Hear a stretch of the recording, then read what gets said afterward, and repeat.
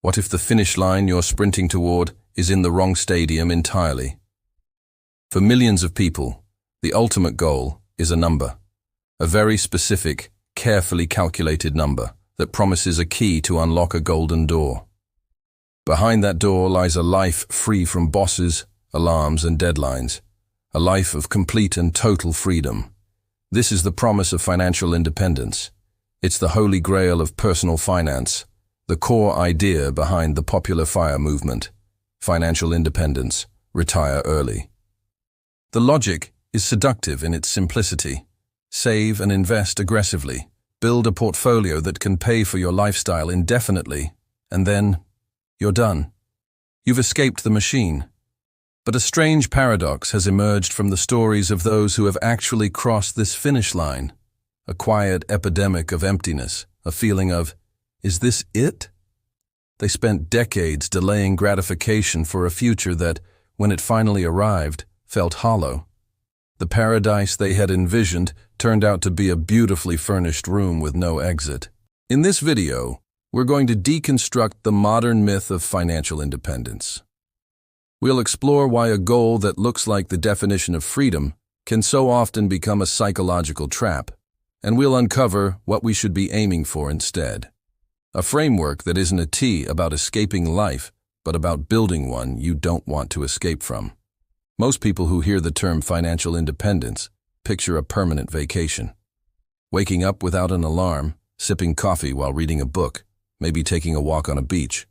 It's a vision of absence, the absence of obligation, the absence of a commute, the absence of a demanding boss. This is the myth, the gospel preached in countless blogs and forums. The path is laid out in concrete steps. Calculate your number, typically 25 times your annual expenses, then ruthlessly cut spending, maximize your savings rate, and pour every spare dollar into low-cost index funds. Wait a decade, or 2, or 3, and a spreadsheet will tell you that you are free. The evidence for this path is everywhere. We see the success stories, the articles about the 35-year-old engineer who retired to travel the world. We see the charts showing the magic of compound interest. It's presented as a pure math problem. If you solve the equation, you win the game. It feels rational, controllable, and secure. And for a while, the logic seems unbreakable. The discipline feels empowering. You are taking control of your destiny in a world that often feels chaotic and uncertain. But if this is the flawless blueprint for a better life, why does the architecture so often collapse the moment someone moves in? If the math is correct, why does the human element so often go wrong? This isn't a flaw in the calculation. It's a fundamental misunderstanding of the goal itself. To understand this, we need to talk about a psychological trap known as the arrival fallacy. This is the powerful and deeply human illusion that once we achieve a major goal, whether it's getting a promotion, buying a house, or reaching a certain net worth, we will arrive at a state of lasting happiness. We convince ourselves that the struggle is temporary, but the reward will be permanent. The problem is, our brains don't work that way. We are masters of adaptation. The thrill of a new achievement fades, and we return to our baseline level of happiness. The finish line becomes just another starting point. Now, let's re-examine the journey to financial independence through the lens of the arrival fallacy.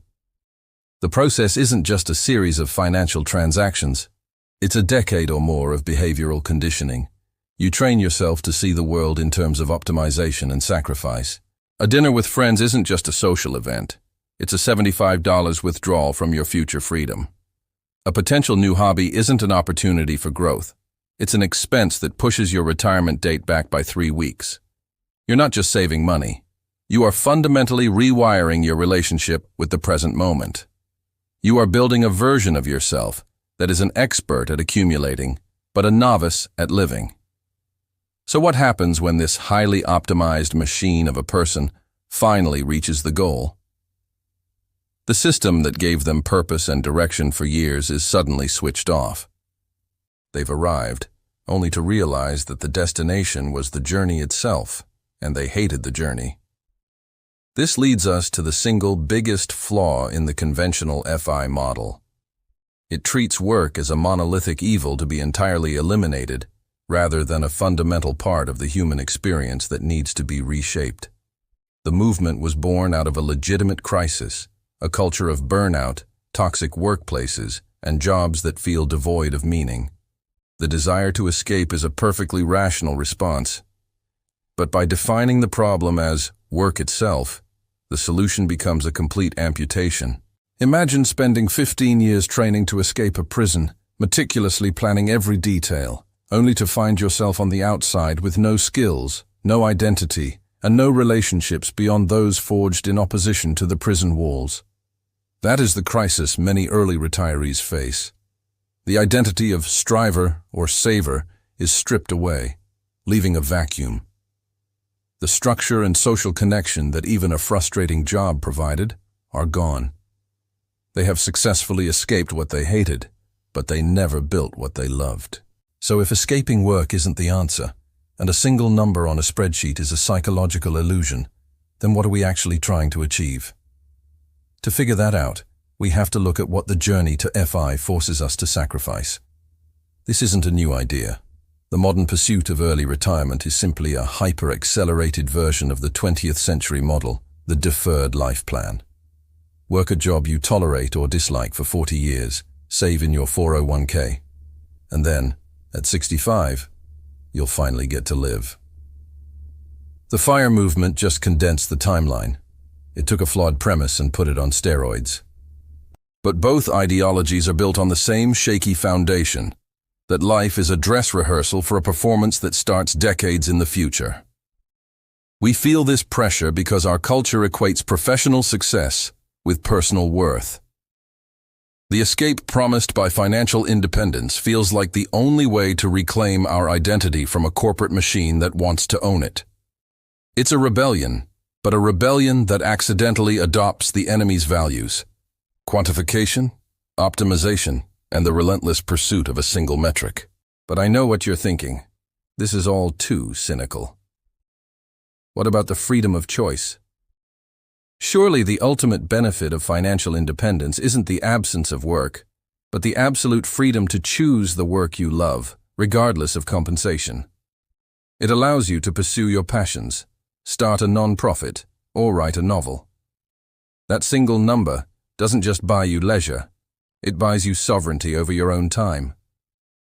This is the strongest, most compelling argument for financial independence, and it is, on the surface, entirely true.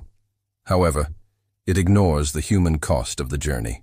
The skills required to achieve radical financial independence are often the polar opposite of the skills required to build a meaningful, passion-filled life. The path to FI rewards risk aversion, delayed gratification, and a focus on measurable, predictable outcomes like market returns. The path to a passion-filled life, on the other hand, requires risk-taking, experimentation, embracing uncertainty, and the willingness to pursue things with no guaranteed return on investment. You spend 15 years training yourself to be a world-class accountant for your own life, only to be told on day one of retirement that you are now supposed to be a passionate artist. The freedom it promises is a cage of its own design. It gives you a blank canvas, but has spent a decade training you to fear the messiness of paint. Even its greatest virtue, the freedom of choice, is often undermined by the very process used to acquire it. So, let's assemble the pieces. We start with a noble desire for freedom from a broken work culture. We adopt a model, financial independence, that promises this escape through mathematical certainty. We fall for the arrival fallacy, believing a number will bring us lasting happiness. In the process, we train ourselves to delay life, not to live it, optimizing for a future at the expense of our present self, our relationships, and our capacity for passion. The final breaking point isn't a market crash. It's a crisis of purpose. It is the deafening silence on the first Monday morning with no emails to answer and no meetings to attend. It's the moment of realizing you have all the time in the world, but you've forgotten who you are without a problem to solve or a number to chase. Now that we understand the intricate design of this trap, what do we build in its place? The answer isn't about finding a new number. It's about creating a new map,